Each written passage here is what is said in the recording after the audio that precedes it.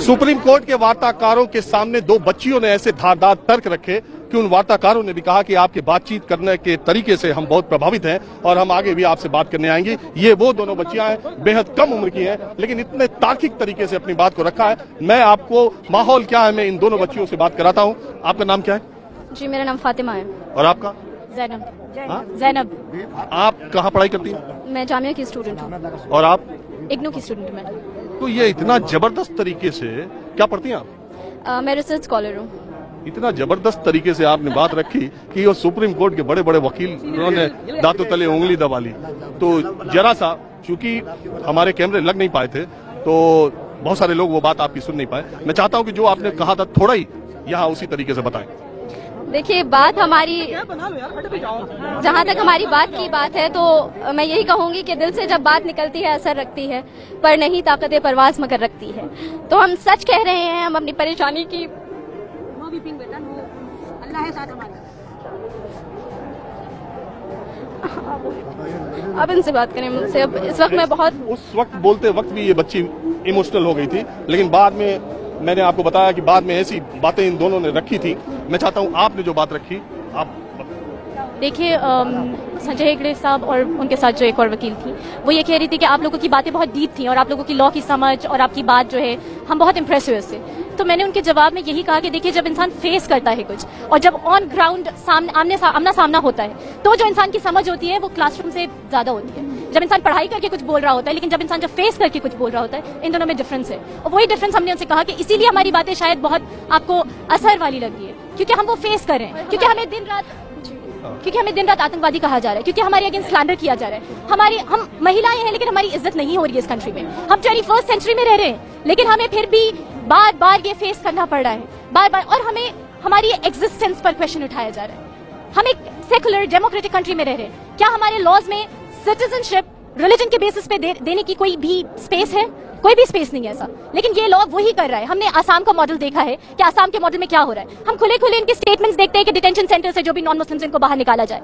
एक तरफ प्रधानमंत्री कहते हैं कि इंडिया में डिटेंशन कैंप्स है ही नहीं, और दूसरी तरफ हमें पता है कि डिटेंशन कैंप से मौत की खबरें आ रही हैं। तो यहाँ पे अगर बच्चे मरते हैं तो Supreme Court very honourably and we are very glad कि सुप्रीम कोर्ट जो है नोटिस लेता है। लेकिन डिटेंशन कैंप में अगर 4 महीने के बच्चों को भेजा जाएगा तो भी नोटिस लिया जाएगा? That's what we are hopeful for. क्या डिटेंशन कैंप में अगर बच्चों की मौत होगी तो उसका भी नोटिस लिया जाएगा? That's what we are coming out here for. हमें डिटेंशन कैंप में जाकर नहीं मरना है। We are fighting for our dignity. This law is anti women, this law is anti poor, this law is anti India, this law is anti India. The very idea of India is does not go with this law. तो इसलिए हम यहाँ बाहर सड़कों पे आए हैं। हम तो सिर्फ अपनी बात सुनाने के लिए यहाँ बैठे हैं और हमारी बात भी कोई सुनने के लिए तैयार नहीं है।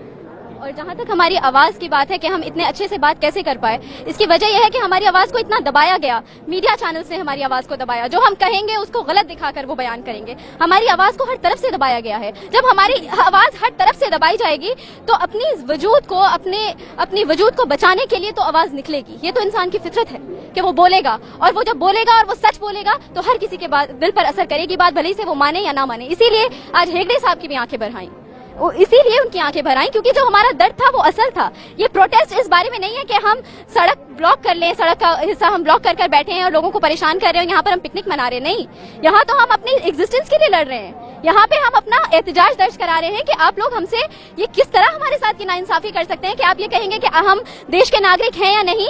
वो एक ऑफिसर आकर हमारे घर पे हमारी इन्फॉर्मेशन लेके जाएगा और ऑफिस में बैठकर वो डिसाइड करेगा कि ये सिटीजन है या डाउटफुल सिटीजन है। इस हद तक की नाइंसाफी हमारे देश में नहीं चल सकती। लेकिन फातिमा, मैं सवाल, आप इतनी पढ़ी लिखी है तो ये आप समझ रही है कि सुप्रीम कोर्ट ने इन इंटरलोक्यूटर्स को किस लिए भेजा था? सीएए के प्रोविजंस को या सीएए के वापस लेने के मामले को? ये इसमें कोई फैसला नहीं कर सकते। वो आए थे बीच का रास्ता निकालने के लिए। उन्होंने कहा भी कि ये मामला अदालत के पास है और सीएए पे अदालत देखेगी जो होगा। मैं ये जानना चाह रहा हूँ कि ये बातें आपकी बातें ज्यादा सीएए ना एनपीआर को लेकर के थी, वो बातें कुछ और करने आए थे। तो ये बातचीत की टेबल पे कोई बीच का रास्ता निकलते आपको दिखता है? आप देखिए, खुद समझिए कि ये जो प्रोटेस्ट है ये शुरू ही सीएए और एनआरसी के खिलाफ हुआ है। इसलिए हम इस प्रोटेस्ट से रिलेटेड कोई भी बात अगर करेंगे तो उसको सीएए और एनआरसी से अलग नहीं कर सकते। अगर अलग कर सकते तो हम वैसे ही उठा लेते प्रोटेस्ट, हम वैसे ही उठ जाते हैं यहाँ से, प्रोटेस्ट नहीं करते हम। अब रही बात कि वो रोड ब्लॉक की जो बात है, वही मैंने कहा कि पूरी बात ये रोड ब्लॉक पर आके रुकी जा रही है। लेकिन ये बात आप समझें कि रोड ब्लॉक की जो इनकन्वीनियंस है वो लोगों को 2 घंटे का जाम लग रहा है, लोग वहाँ परेशान हो रहे हैं। अब हमारी इनकन्वीनियंस सोचिए कि 2 महीने से हम सर्दी में बैठे हुए हैं, कड़ाके की सर्दी में। और आप ये समझिए कि ये प्रोटेस्ट है किस लिए? ये प्रोटेस्ट है संविधान की वैल्यूज को बचाने के लिए। कोई भी ट्रैफिक जाम, कोई भी सड़क संविधान की वैल्यूज से बड़ी नहीं है। जब बात संविधान पे होगी तो हम सड़क क्या अपनी जान भी देंगे। संविधान के लिए हमें करना पड़ेगा। ये बीच का रास्ता कोई निकलेगा? आप बताइए कि क्या संविधान में कोई अदरवाइज हो सकता है? क्या हम सेक्युलर नेशन को, अगर आप तैयार हैं कि हम सेक्युलर इंडिया को बना दें एक मोनार्की या एक हिंदू राष्ट्र, तो शायद हम ये कह सकते हैं कि हम सिटीजनशिप के लिए जो प्रोटेस्ट है उसे रोड की इनकन्वीनियंस की वजह से उठा लें।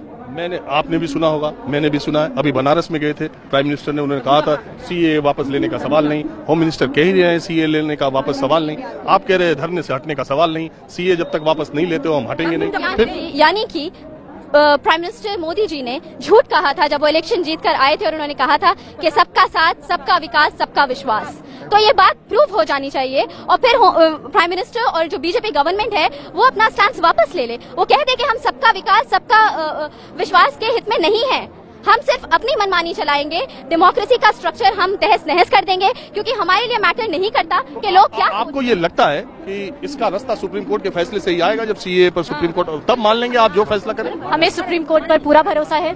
Supreme court is the apex temple of justice हमारी कंट्री में। हम उसका पूरा हमें पूरा ट्रस्ट, बिलीफ है उसके ऊपर, and we believe it. And in fact अगर प्राइम मिनिस्टर मोदी ये कहते हैं कि हम एक इंच पीछे नहीं हटेंगे, तो आई डाउट कि वो सुप्रीम कोर्ट को भी इतना ही भरोसा और इतना ही उसको रिस्पेक्ट देते हैं या नहीं, क्योंकि हो सकता है कि कोर्ट का फैसला ये भी आ जाए कि ये वापस लिया जाए, बिकॉज ऑब्वियसली ये कॉन्स्टिट्यूशन को डायरेक्टली जो है। तो चलिए जब आएगा तब आएगा। अभी ये जो बातचीत हो रही है इसमें कोई रास्ता निकलेगा? उनका भी तो स्टेटमेंट है कि हम एक इंच पीछे नहीं हटेंगे, तो this is clear disrespect of the supreme court. उन्होंने बोले अभी 3 रोज आना है। 3 रोज आएंगे, संडे तक आएंगे, मंडे रिपोर्ट देनी है, तब तक कोई रास्ता निकलेगा?